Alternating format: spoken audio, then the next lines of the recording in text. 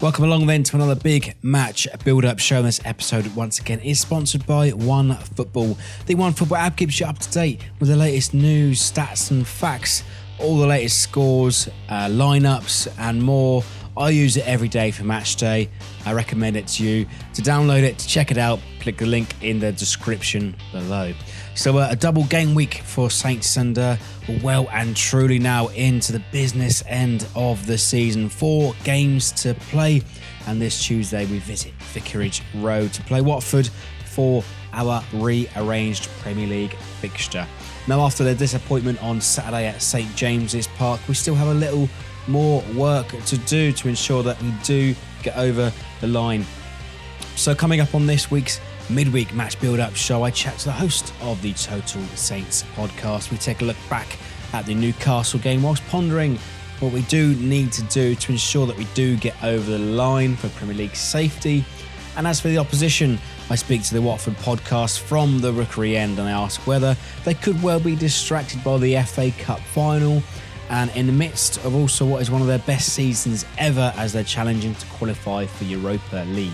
It certainly won't be an easy game, but as I say, for me, Saints need to focus on them. They need to think, look, if we win this game, we're now safe. We can pretty much cruise to the end of the season rather than thinking, well, we won't worry about Watford because we've got Bournemouth at home on Saturday and we can probably beat them. And then before you know it, you get to Huddersfield and you're still looking for those points. So, Saints have just got to focus on what they need to do and make sure that that's their most important sort of aim, really. I don't think we will. It doesn't feel like they're thinking that. I think they're preparing for the FA Cup Final by playing good football and trying to play the best football that they can. Yeah, nothing more than that, I don't think. So the run-in for 7th is something to drive them, and that will drive them for the FA Cup Final just as much. As usual now then, the episode is available to download if you click in the card above my head if you're watching on YouTube, and available on most audio platforms below the show. Once again, do let us know where you are watching or joining us in the world. Tell us your pre-match predictions in the comments. But also, for those closer to home, stay tuned for your travel advice and your away pubs for Tuesday evening. But for now, time to kick off our big match build-up show, Watford versus Southampton.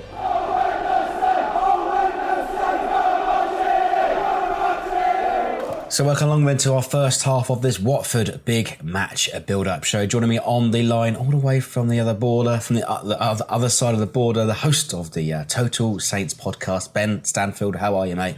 Yeah, morning, Freddie. Happy Easter to you. Happy Easter, yes, and all that. It's a glorious weekend for the weather, but not quite for Saints. I mean, I suppose if we start at Newcastle, I mean, personally, if you're not far for you to travel from to Newcastle from the other side of the border.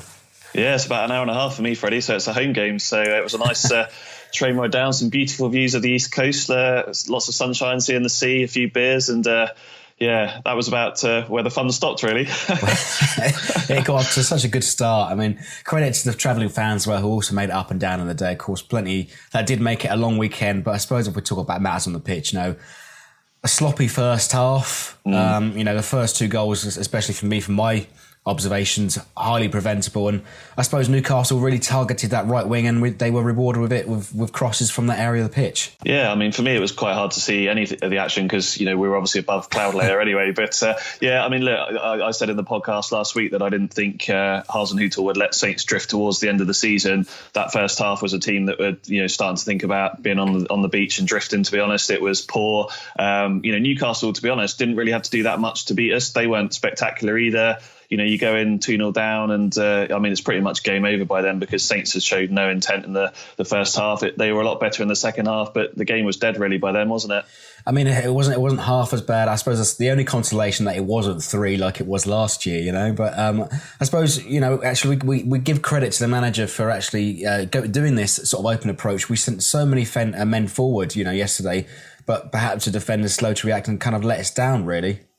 Yeah, I mean, obviously losing Valerie and Vestergaard was a big loss, wasn't it? And I think they had to jig around at the back, and Prowsey playing at right wing back, kind of nullifies his strengths, I think. So it's never good seeing him there. Jack Stevens, we know, has had a bit of a rusty season. I didn't necessarily think he was overly at fault more than anyone else. Bertrand was pretty lazy for the second goal, and Højbjerg gave the ball away for the first goal. So there were multitude of mistakes, really, Freddie. But I think it was just, I'm keen not to overreact. I mean, this team has played really, really well for 6 to 8 weeks. We've got some really good results. We picked up some points. We're almost there. I think it's easy to get frustrated about one result, but every team has a poor game. Hopefully now it's about picking it up and taking it into Watford, and sort of, we got a quick turnaround now to try and change it, haven't we? Yeah, absolutely. 3 games this week as well. And I suppose, Ralph actually admitted to the press that the first half performance was perhaps one of the worst he's ever witnessed, as a Saints manager, and insisted that we are still in trouble. I mean, how many points do you think we need to really pull ourselves away? Yeah, I mean, obviously we're recording before Cardiff play Liverpool. If, Liverpool win that, assuming that they will do, that means Cardiff are going to probably have to win all 3 of their remaining games to get above us, if you take into account the goal difference as well. So, it's probably just one more win, isn't it? And, for Saints now, it's about making sure we get that win, get to sort of 39, 40 points. That should be enough. It, of course, depends on other results around. But, I'm taking the positives out of the game. Hopefully that will give Hasenhüttl another sort of reality check about some of these players. Some of the players that he put in the side yesterday, are they really good enough for him next season, or have they actually told him a different story that, now he knows that he does need to do some work in the window over the summer? Well, I think there's probably a handful of players that we know that are probably going to be on their way. The people that are perhaps already on loan will probably won't see the return of them.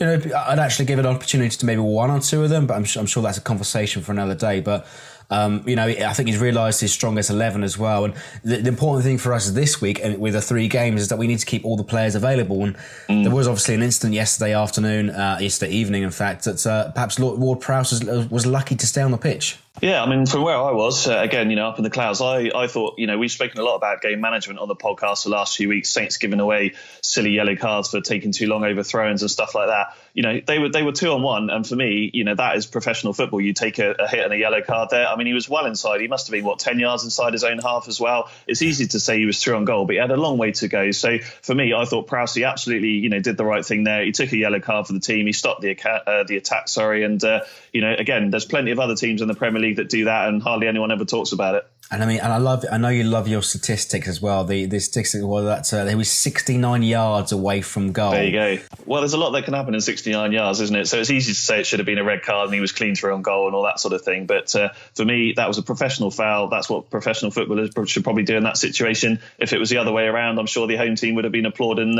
whoever it was from Newcastle for doing it. I mean, I suppose if we put ourselves in their shoes, I'm sure we would have given berated a lot of abuse to the referee as well. But I mean, he's also kicked the ball so far forward that he doesn't really give himself much of an opportunity.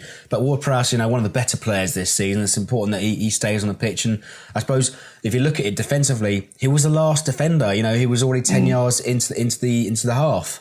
Yeah, and again, where did it come from? It came from our corner. How many times have we spoken about that over the last few years? Saints just, you feel more nervous when we have a corner than when we're defending a corner. So, as I say, I mean, it's one of the things he's brought to his game since Hasenhüttl came in, trying to make Prowsey a bit tougher. As I say, for me, it was the right thing to do in that situation. I thought a yellow card was right. I'm probably looking through red and white striped sunglasses. But, again, I think many other teams would do the same thing in that situation.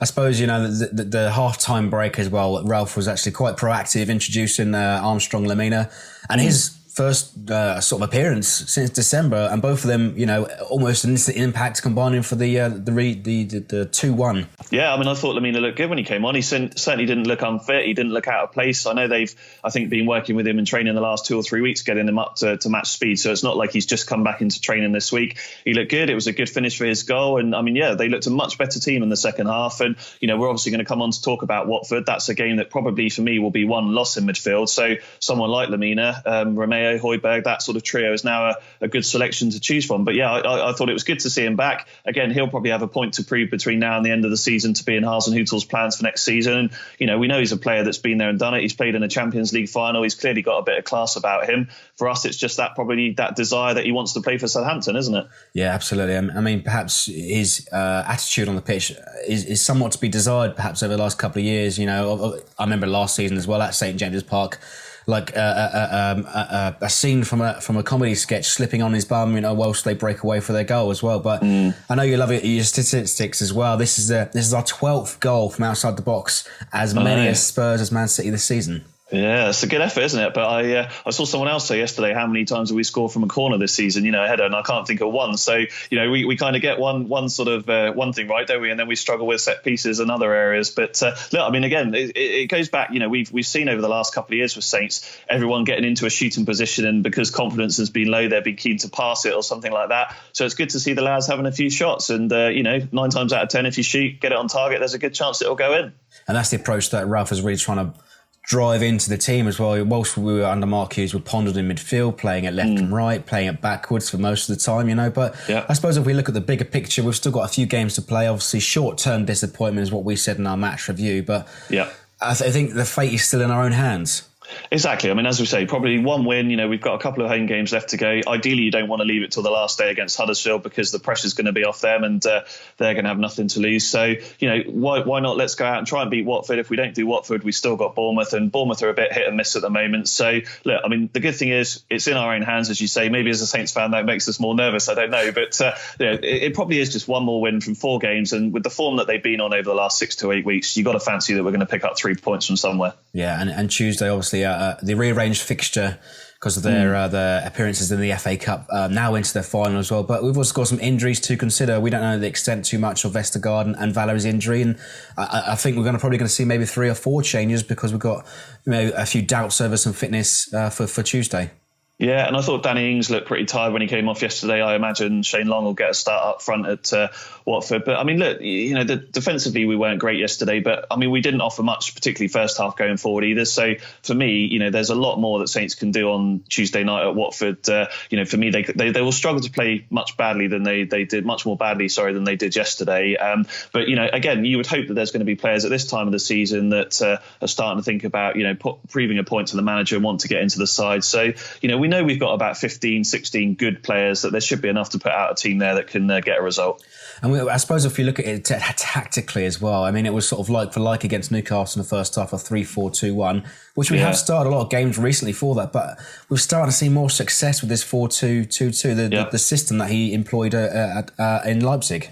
Yeah, I mean, to be fair, Newcastle second half, they had a couple of chances. Key hit the post, didn't they? And then Gunn made that great save, although the ball was about a mile, off the pitch anyway. I mean, Lord knows what the linesman was watching. But and then obviously the goal. I mean, for me, that was the 3 chances I remember them having. So, and that was with 4 at the back. So the point I'm making is I actually think, Saints have started playing better with 4 at the back. The wing backs still get forward. Then gives you an extra player in the sort of attacking third, doesn't it? Whether it's an Armstrong or someone like that. So, I don't think Vicarage Road is the sort of place where you can go and sit and try and get a draw, because they're pretty gung-ho. They're in form. As you say, they're into a cup final. They're, the best of the rest at the moment in that 7th position. They'll be keen to try and finish there. I know they haven't got Troy Deeney, which is a big plus for us. So that's one less thing for the defence to worry about. So as you say, he's got options that he can do in both formation and tactics, really, hasn't he? Yeah, absolutely. And also, Watford won on Saturday as well against Huddersfield.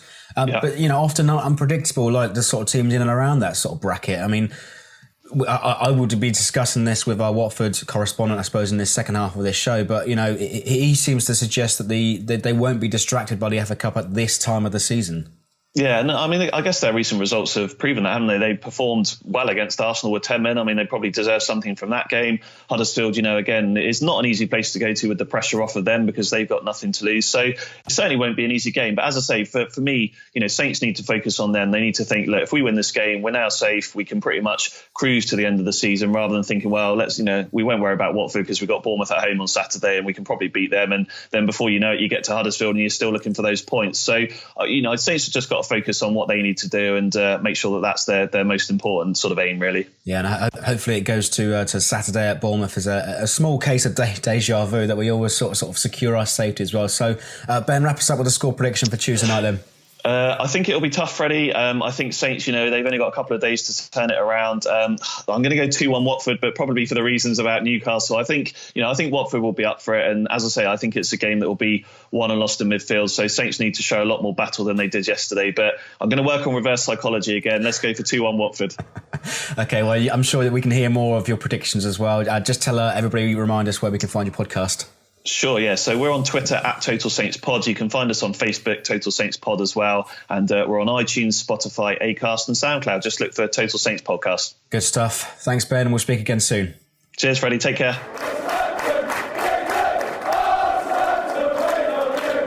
Thanks again then to Ben from the Total Saints Podcast. To look out for the latest episode for the weekend, for more of our review on the weekend's action, available on all good platforms. Now, time then for your travel advice and your away day pubs. Now, I imagine those that are going up by public transport will have at least taken the afternoon off to get there in good time, despite the 4-day weekend, almost straight back to work for only half a day for most. But there shouldn't be too much trouble getting to Watford on the train. It is served by 2 stations in town centre and both within sort of 15-20 minutes walk to the ground and both close to the high street, ideal. However, it's on the way back there you will probably encounter some problems if you're on the train. Now, there are bus replacements coming home. Trains from Waterloo or Clapham Junction to Southampton are only going as far as Winchester after 11:30. So it'd be a quick dash to the train station from Watford onwards, straight after the game, if you want to get home in good time. Now, as for your away day pubs, there's plenty of boozers in town, and Watford's got quite a few to choose from. But the local Wetherspoons, the Moon Under the Water, is often popular with away supporters. Like I say in previous episodes, an away day wouldn't be complete without a Wetherspoons. Now there you go, plenty to ponder in that perspective. Time now then to speak to our opposition. Join us for our second half to find out all things Watford with the Watford podcast From the Rookery End. So welcome along then to this second half of this Watford rearranged match build-up show. Joining me on the line once again, one of the co-hosts of the excellent Watford podcast From the Rookery End. John, really good to speak to you again. How are you, mate? Very good at the moment. Of course, you would expect with an FA Cup final on the way. Well, we'll get to that tat in a moment. But I suppose if we talk about, for those that are listening along, he's got a foam FA Cup memorabilia right behind him in the background, which is I'm all about that, by the way. But I suppose we'll start off with Premier League at the moment. I mean, Watford, at the time that we're recording, it is pre-Huddersfield. You are sitting in 10th, but still within a point of everybody else. 4 other teams, in fact, that are in a shout for 7th, and some people are saying it's the Everton Cup. Really? No, we are in shout for 7th, and you can look at the run-in, you can do all these things. But as we know with football, everything's possible, but little things can change a season. You know, we're pre-game at Huddersfield. There's a gut feeling in my mind that we're going to lose that game for some reason. I don't know why, but it's one of those things that can happen. And last weekend, none of us won. Every single one of those teams in the run for 7th lost. And that's what can happen in football, depending on who you're playing. Some of those were expected, as we lost to Arsenal at the beginning of the season. It wasn't, the game didn't come across that way. But everyone else, there were a few surprises in there. And we'll see what happens in the next 5 games or whatever we've got left now. And many people actually tipped Watford at the beginning of the season to be down there sort of fighting for relegation. But I suppose you could say it is a cliche, but Watford are above expectations this season, right? Not our expectations, everyone else's expectations. I think what people sort of do is when they do this pre-season, before any ball's been kicked, they try and put people in some sort of order. And everything is not a guess, but it's, I'm going to put them there because of this one factor. And the one factor that was still in everybody's heads was the changing of the managers and the fact that Javi Gracia had come in against the first game, the FA Cup game against Southampton last year. It was another change of Watford managers, and everyone goes, well, that's going to be the thing that might answer to Watford, so we'll put them near the bottom. I get that. Not every pundit can know everything that goes on with every single football club. It gives us, when they don't, it's something to moan about. So it's quite fun to sort of think next year they're not going to do that because Javi has done so well in the league and Javi has done so well with the FA Cup run that, we're going to be not top half necessarily, but we'll be, thought of to be a middle Premier League football club. And that's a massive show of improvement for Watford. Like we're already mathematically safe and we've never been this safe. And we are having a complete season. We've had a great first half of the season and a great second half of the season. There are losses, there are frustrations in those. But overall, the last 3 years, we've had a great first half and an absolutely terrible second half. That's basically what's happened every single year. And Javi Gracia's building a team, obviously some doubts with his appointment the year before, but you've become a steady, a solid team, hard to beat, also picking up big wins against some of the top 6 sides. And, but sometimes, like it is with a lot of mid-table teams, often unpredictable. Yeah, and reluctant or, changes can have quite a big effect. So with injuries or with suspensions sometimes, you lose momentum for what is probably, well, maybe not, but a fairly youngish team, an experienced team, let's say, compared to some in the Premier League. But I think what he's done more than anything is that he's made a bunch of players a team. We're now better than some of our parts. The camaraderie you can sort of see, and there's that great picture of the team at Wembley after the FA Cup semi-final where they're all together celebrating, and that I don't think would have happened before. There's a good bunch of boys playing football together and having fun. I suppose if we keep the matters close to home, if we're on about the Premier League at the moment, I mean, we must talk about the absolute stinker from Ben Foster last Monday. How did you see it? I mean, what did you make of it as well? For a keeper that has had so much experience, pushing 35, 36 now, but you've also got 2 elder statesmen in the sticks, haven't you? Aurelio Gomez being your FA Cup keeper too, but a very tight game elsewhere on the pitch on Monday though, wasn't it? Oh, Arsenal, terrible. This is the worst Arsenal side I've ever seen in my life. I mean, Ben's mistake was a mistake, and he's had a fantastic season, unbelievable season. He has been, God love Aurelio, but he is a step up from Aurelio in terms of how he is in the goal. But when Aurelio came in for the FA Cup games, it wasn't a worry. So that wasn't a massive problem, and it was unfortunate. If Troy had not been sent off, I do believe that we would have at least got a point out of that game, if not a little bit more. You probably saw the sending off with, it was just Troy running with slightly high arms against a very short Arsenal defender, and he didn't elbow. It was you can see it's the palm, and maybe VAR would have maybe not overthrown it if it was this time next year, but might have done something. Maybe not a red, maybe just the yellow that I think it deserved. But Ben, it was an absolute howler, but we sort of forgive him for it. I think he's also happened before, maybe almost sort of 12, 13 years ago, where the ball bounced over him at White Hart Lane, Paul Robertson straight from a free kick. So it's not. That was wind assisted. So he didn't do it on his own, Paul Robertson. So he's got previous, I suppose. But I mean, if we every goalkeeper does. Every goalkeeper has some sort of previous with mistakes, and they come, and you in theory like him to make them now, and not. And the way he reacted afterwards, it didn't knock him for the rest of the game. That shows the professional he is. I suppose if we address that red card as well, Troy Deeney, he's been a key figure, for this season. Also been out in the press and actually, right behind his, I suppose, his social media blackout at the moment as well. But, Troy Deeney, it was a red card, and actually you appealed for it, but it was rejected. So he certainly will be out for Saturday's game alongside Tuesday and then the following Saturday. How much of a miss is he going to be? I think it'll only be a massive miss, depending on where we find ourselves during a game. Troy has been with us. Next year it'll be testimonial year next year, 10 years. And he is that leader. He is that bulldog. He is that, that sort of British footballer that most clubs would love to have in their team. And not just because, and he does have an impact on the games. So he'd, done his amazing, penalty at Wembley. But what I feel more than anything coming up for this final that we will be coming up against in a month's time is the more the whole squad can be ready for it, the better. And this sort of gives an opportunity to see other possibilities of what we can do up front. If another player needs to come in or start or come off the bench or whatever it is, the more time they can have in competitive football, the better. So I see it more as an opportunity.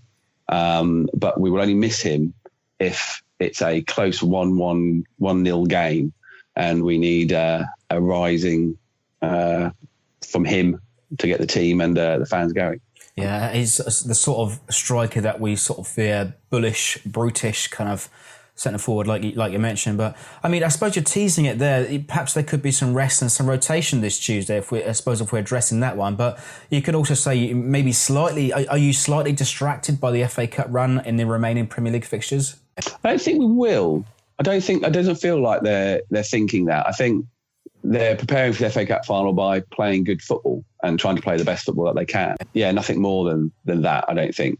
So the run-in for 7th is something to drive them, and that will drive them for the FA Cup final just as much. And I suppose you could be forced into rotation as well. I've read that you've got almost sort of 6-7 players out, including Troy Deeney. You know, some of those players that we will be missing at Huddersfield, and perhaps even onto Tuesday. Yeah, what happens at Huddersfield will be dependent. I'm not quite sure what's going to happen, but again, it'll be interesting to see what the other players do to step up. So we have a deeper squad, a more together squad, and we have seen lots of changes this year. If one of the midfielders goes out, then we've had Domingos Quina come in. He's injured, unfortunately, at the moment. But, he didn't miss a beat almost. And for such a young player who we got for £1 million from West Ham, absolutely fantastic. So the fact that Javi has got a team, a squad, not just players running around the pitch, that sort of really makes me feel that things will be all right. Mm.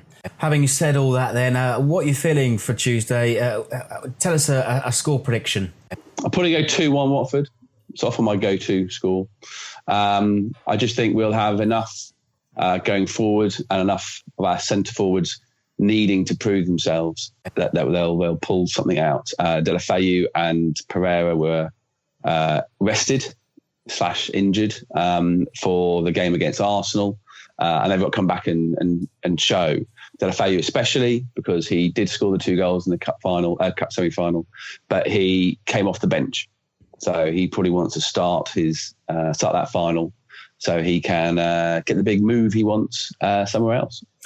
Well, let's hope there's also no controversy there is this time at Vicarage Road. We were denied a deserved victory last season, apart from what's his name, Decore punching the ball into the back of net over McCarthy. Just a quick word on the VAR this season. Is it good for the game? And the game last season really was influential because of a wrong decision. Yeah, we had VAR at the semi-final, and the penalty that Troy got and scored was reviewed by VAR, and it was fine. What I haven't seen over here is where the referee then goes over and looks at the screen. That seems to be the cumbersome bit. That's going to be a problem.